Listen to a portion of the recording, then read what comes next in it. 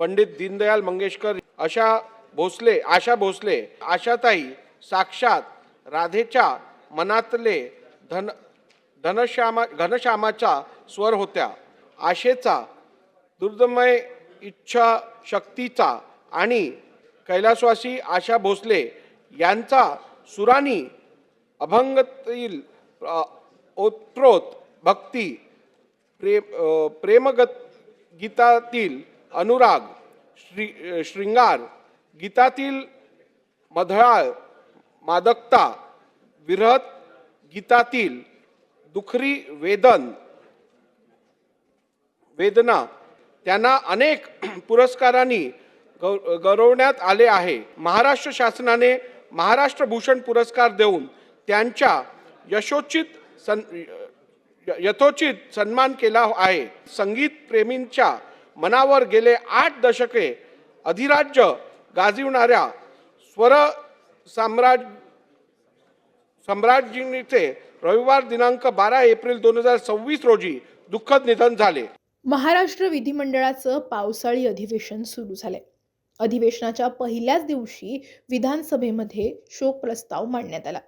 यावेळी विधानसभा अध्यक्ष राहुल नार्वेकर यांनी गायिका आशा भोसले यांच्या निधनानंतर शोक प्रस्ताव मांडला. राहुल नार्वेकर यांनी मराठी भाषेची केलेली चिरफाड पाहून राज ठाकरे यांनी राहुल नार्वेकरांचा चांगला समाचार घेतलाय. एक्सवर पोस्ट करून राज ठाकरेंनी आपला संताप व्यक्त केलाय. राज ठाकरे लिहितात, पद्मविभूषण आशाताई भोसलेंच्या निधनाचा शोक प्रस्ताव मांडताना विधानसभा अध्यक्ष राहुल नार्वेकर यांनी ज्या पद्धतीनं मराठी भाषेची चिरफाड केली आणि कागदावर लिहून दिलेलं मराठी पण त्यांना वाचता येत नाही हे पाहून संताप, उद्वेग दोन्ही दाटून आला. वाचण्याआधी त्या कागदातून भेळ खाल्ली होती का यांनी? नार्वेकरांनी हा प्रस्ताव स्वाहिली अथवा हिब्रू भाषेत मांडला असता तरी चाललं असतं, कारण त्यांचं मराठी पण कळत नाही आणि स्वाहिली हिब्रू तसं पण कोणालाच कळत नाही. बरं, अजून शोकांतिका म्हणजे नार्वेकर दीनानाथ मंगेशकरांचा उल्लेख दीनदयाळ मंगेशकर करत होते आणि वाटेल तसं मराठी वाचून दाखवत होते. त्यावेळेस सभागृहात उपस्थित एकाही आमदाराला आक्षेप नोंदवावासा वाटला नाही. नार्वेकरांना ना दीनानाथ मंगेशकर माहिती आहेत ना दीनदयाळ उपाध्याय माहीत आहेत.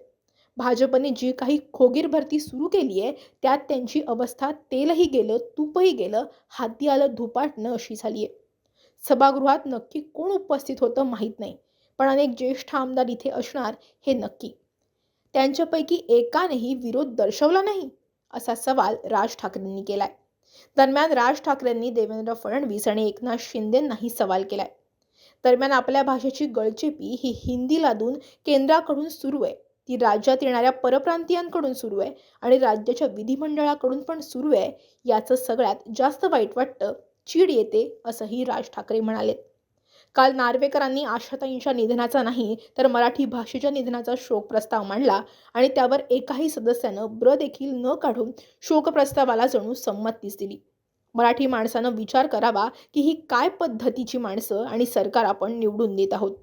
महाराष्ट्राच्या विधानसभेत मराठी भाषेला रस्त्यावर सांडून नार्वेकरांनी त्यावर आपला बेजबाबदार बुलडोजर फिरवल्याबद्दल आणि शब्दशः धिंडवडे काढणाऱ्या या वृत्तीचा निषेध राज ठाकरेंनी केलाय.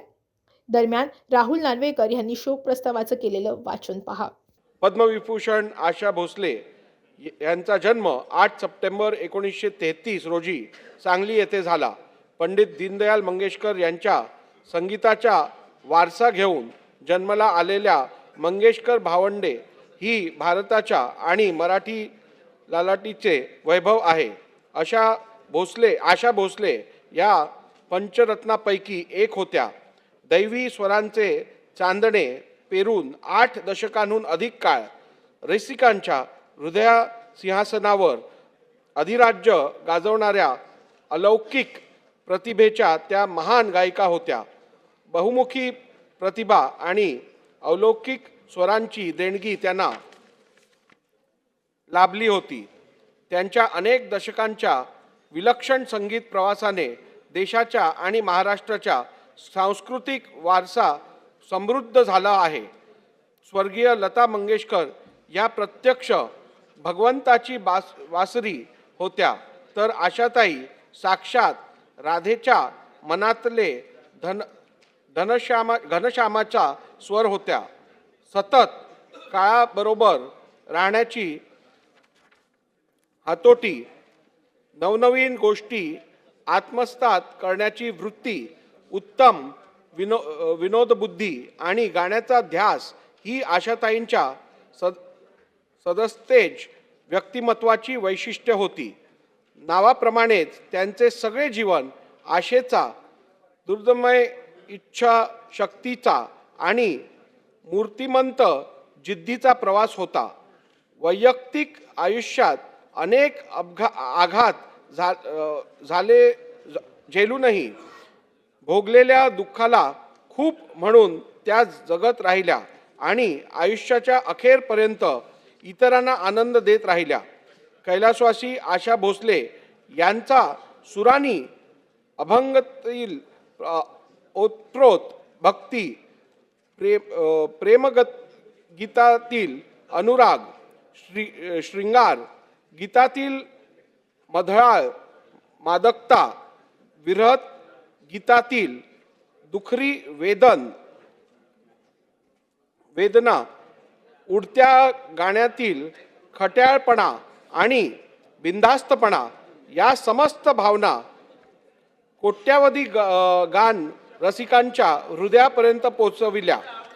1943 मध्ये माझं बाळ या चित्रपटातून दत्ता डावजेकर यांच्या संगीताने सुरू झालेल्या आशाताईंचा संगीत प्रवास तब्बल 12,000हून अधिक गाणी गाऊन थांबला.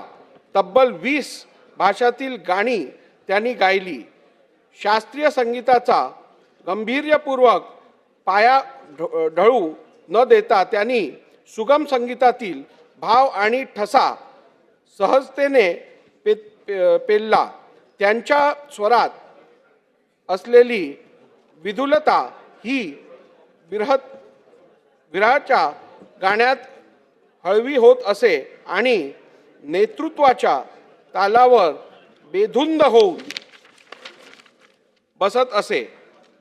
बालगीतापासून ते पॉपपर्यंत आणि नाट्यगीतापासून ते लावण्यांपर्यंत असे वैविध्यपूर्ण शब्दांचे हृदयरूप त्यांनी आपल्या स्वरातून दाखविले. कैलासवासी आशा भोसले यांनी भारतीय संगीत क्षेत्रात दिलेली योगदान अतुलनीय आहे.